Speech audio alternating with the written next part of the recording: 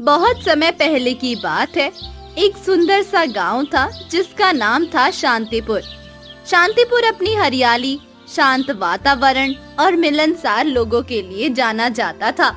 इसी गांव की एक गली में रहता था एक कुत्ता जिसका नाम था शेरू। शेरू वैसे तो एक बहुत ही अच्छा कुत्ता था, थोड़ा चंचल, थोड़ा नटखट, लेकिन उसमें एक बड़ी बुरी आदत थी। वो कभी कभी बहुत लालची हो जाता था। उसे हमेशा लगता था कि दूसरों के पास जो है वो ज्यादा अच्छा है और उसे वो मिलना चाहिए। शेरू रोज सुबह उठता और गांव की गलियों में खाने की तलाश में निकल पड़ता। कभी कोई गांव वाला उसे प्यार से रोटी का टुकड़ा दे देता, तो कभी किसी दुकान के बाहर उसे कुछ खाने को मिल जाता। उसका जीवन ठीक ठाक चल रहा था, लेकिन उसके मन में हमेशा और पाने की इच्छा बनी रहती थी।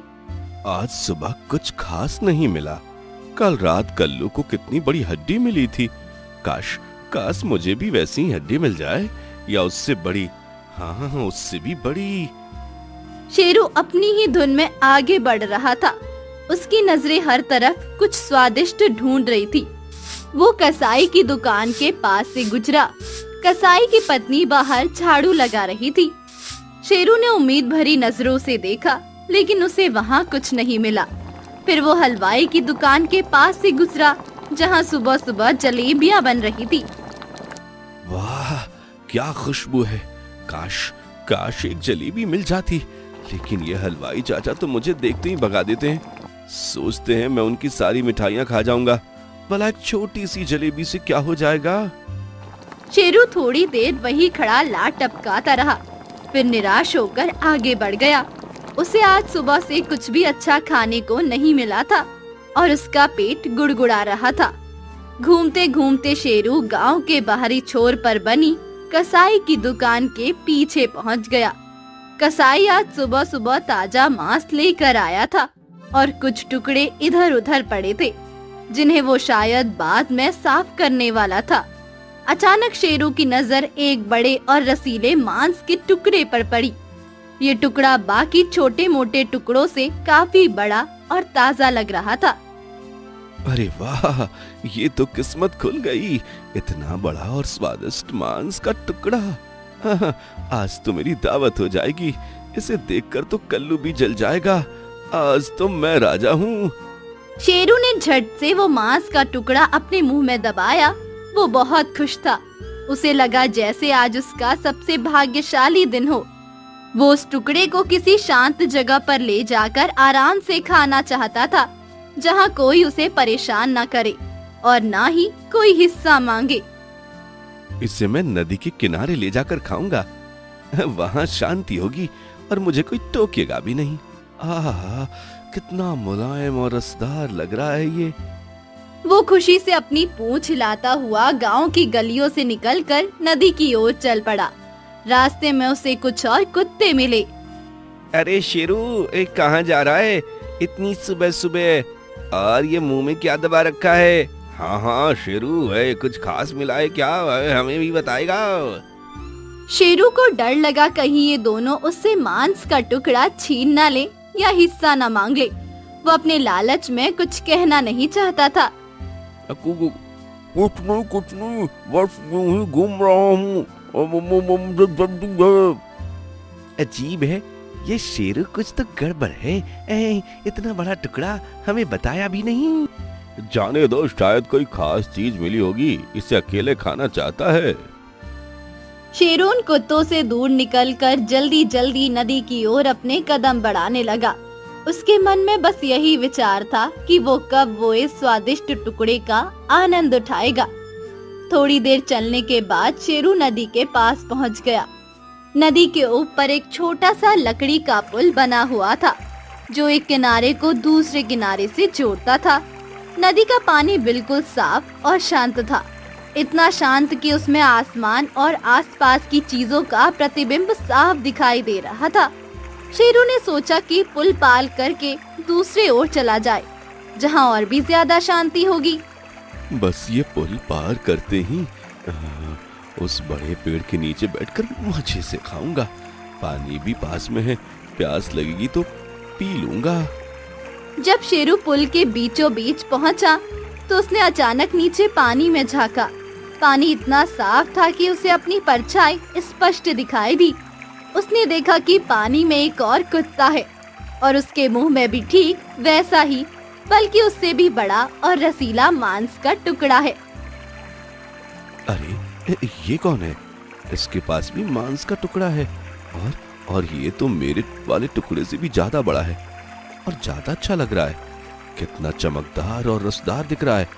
इसका टुकड़ा मेरे वाले तो इसके सामने कुछ भी नहीं।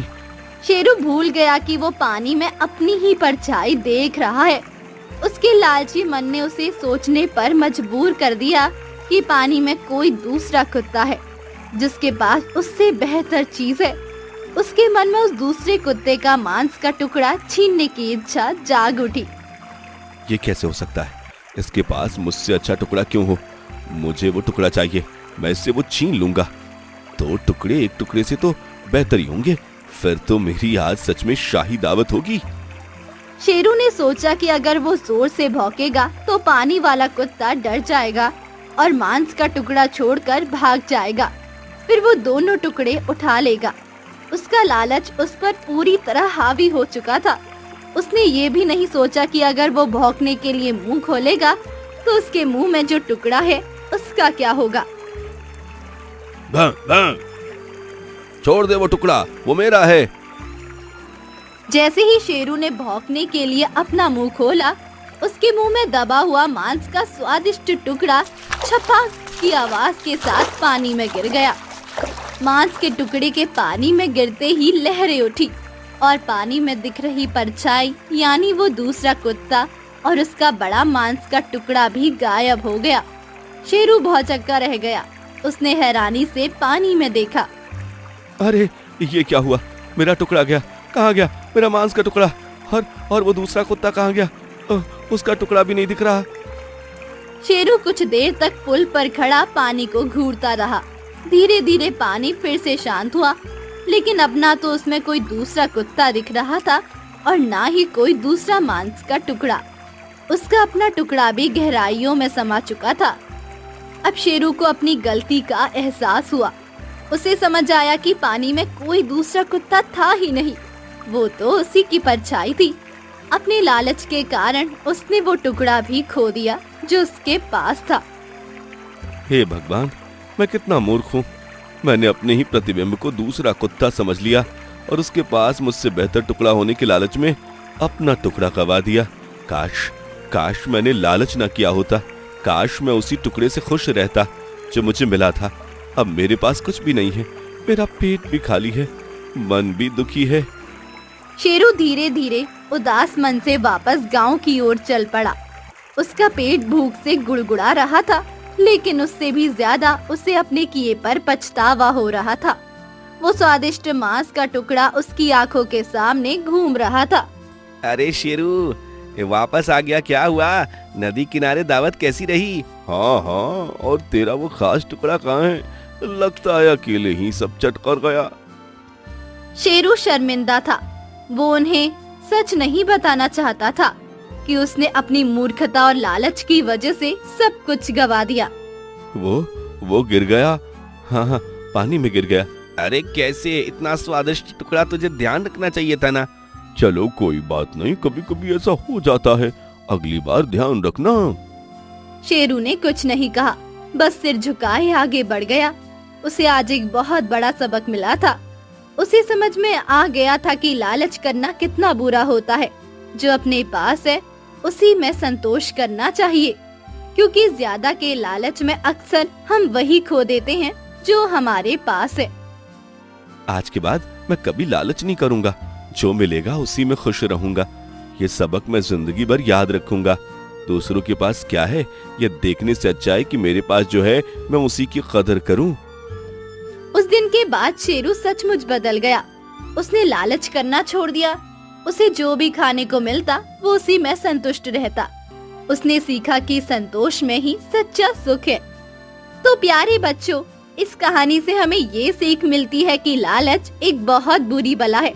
हमें कभी भी दूसरों की चीजों को देखकर लालच नहीं करना चाहिए, बल्कि हमारे पास जो कुछ भी है उसी में खुश और संतुष्ट रहना सीखना चाहिए, क्योंकि अधिक पाने की चाह में अक्सर हम अपना सब कुछ गवा बैठते हैं।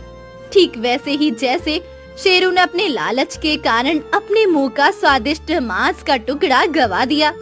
हमेशा याद रखें, संतोष सबसे बड़ा धन है।